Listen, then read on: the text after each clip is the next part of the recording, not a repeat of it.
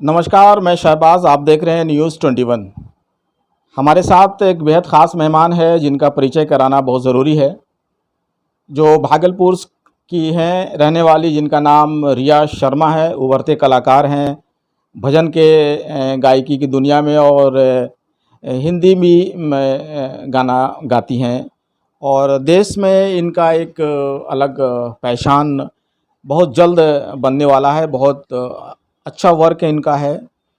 आज इन्होंने बहुत मुश्किल से न्यूज़ 21 को टाइम दिया बात करने के लिए। पहले तो ये कि आपकी सफलता का राज रिया से जानने की कोशिश करेंगे।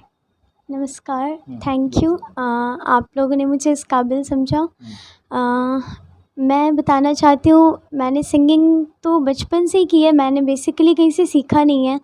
लेकिन आज मैं कुछ भी अगर जानती हूँ तो मेरी नानी जी की वजह से, मैंने उन्हें देखकर ही सीखा है। तो और मैं बचपन से ही बेसिकली तो सिंगिंग कर रही हूँ, लेकिन प्रोफेशनली अगर कुछ कर रही हूँ तो ये 2 मंथ्स हो गए हैं मुझे करते हुए। ये बताया जाए कि कब से आपको इसका शौक़ था? ऐसे शौक़ तो मुझे बचपन से ही था। लेकिन अब जब आपको किसी चीज़ का ज़्यादा सपोर्ट मिलने लगता है, आप कुछ अचीव करने लगते हो, तो वो चीज़ें और बढ़ जाती है। तो जब मुझे आप लोगों का इतना प्यार मिल रहा है, तो मैं चाहती हूँ कि मैं इसे कुछ बड़े मुकाम तक लेकर जाऊँ, तो मैं इस पे और मेहनत करूँ। क्या एक सफलता के लिए एक चुनौती का सामना करना पड़ता है रिया जी, तो उस चुनौती को कैसे स्वीकार करेंगे आप? मैं सारी चुनौतियाँ स्वीकार करने रेडी हूँ। सारी सिचुएशंस फेस करते हुए मैं आगे बढ़ूँगी, क्योंकि कुछ मैटर करता है तो वो स्ट्रगल है, कि आपको वो स्ट्रगल ब्रेक नहीं करना चाहिए। अगर आपको किसी भी चीज़ पे अगर आपके बैरियर आती है, अगर आपको रुकना पड़ता है, तो उसमें रुकना नहीं चाहिए। अगर आपके अंदर वो चीज़ें हैं तो उसको कंटिन्यू करनी चाहिए। तो इसी के साथ मैं आगे बढ़ूँगी।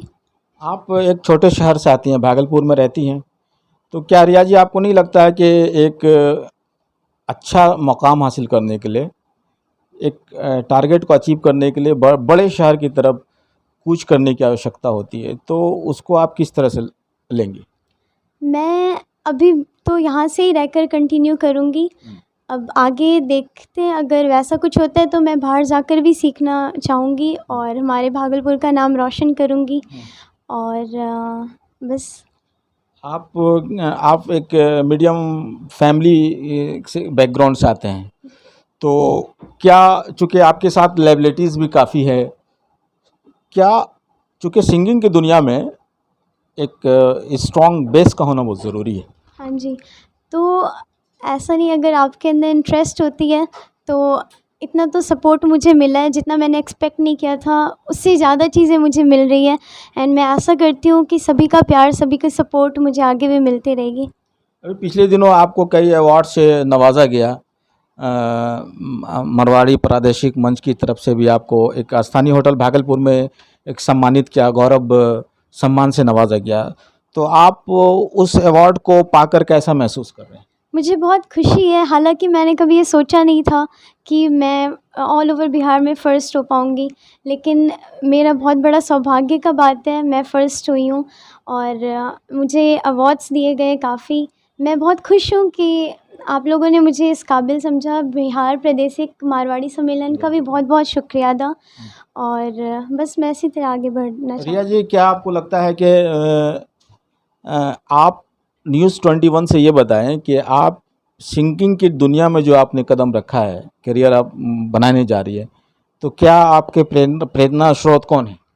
सबसे बड़ी तो इसमें मेरी नानी जी हैं, उनका बहुत ही ज़्यादा सपोर्ट रहा है। उसके बाद मेरी मम्मा, मेरे मामा जी, उन्होंने भी बहुत सपोर्ट किया है, मेरे पापा। ऑल ओवर मेरे फैमिली से और रिलेटिव्स, ऑल ओवर सबका सपोर्ट मिलता है। मेरे फैंस सब मुझे इनकरेज करते रहते हैं।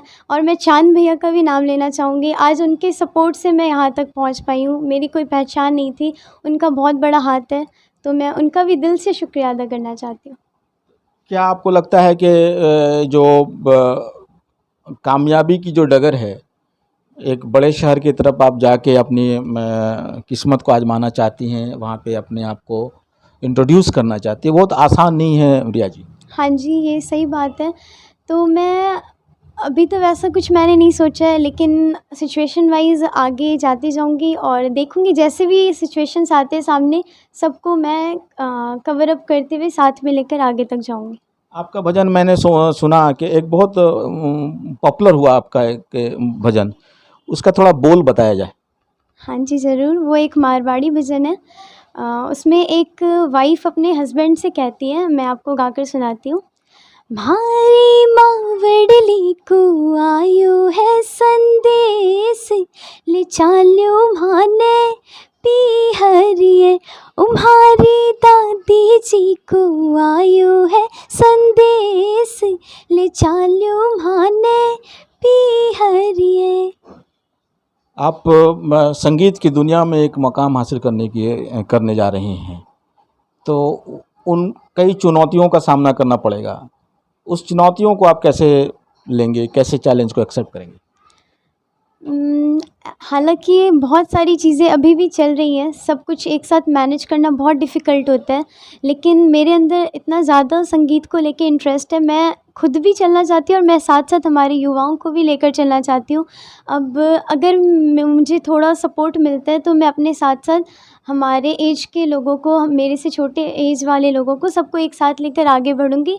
और परेशानियाँ, चुनौतियाँ तो आती हैं, लेकिन मैं सबको एक्सेप्ट करके एक साथ हैंडल करते हुए आगे बढ़ूँगी।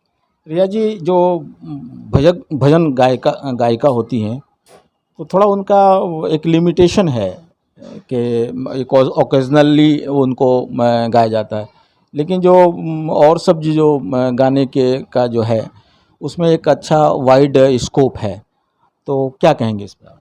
हाँ, ऐसा होता है कि भजन में तो जब कुछ एक ओकेज़न आएगा आपको तभी परफ़ॉर्म करना होता है। तो ऐसा करने से अगर आप गैप ले आते हो तो थोड़ी इंटरेस्ट में प्रॉब्लम हो जाती है। तो ये चीज़ मेरे में है कि मैं वो रोज़ कंटिन्यू रखती हूँ। मेरा ये शेड्यूल ही रहता है कि मुझे प्रैक्टिस करनी है, मुझे इंस्टा पे रील्स बनाकर डालना है, मुझे फ़ेसबुक पे वीडियोज़ डालनी है, यूट्यूब पे डालना है, तो इससे वो चीज़ें चलती रहती हैं। तो इस तरह। रिया जी, न्यूज़ 21 चैनल से बात करने के लिए बहुत बहुत शुक्रिया आपका। शुक्रिया आप सभी का। ये थी रिया शर्मा जी, जिन्होंने कहा कि हर हालत में लोगों को चुनौतियों को स्वीकार करना चाहिए और कड़ी मेहनत, लगन से ही सफलता प्राप्त किया जा सकता है। कैमरा पर्सन सवाब के साथ मैं शाहबाज, न्यूज़ 21 भागलपुर।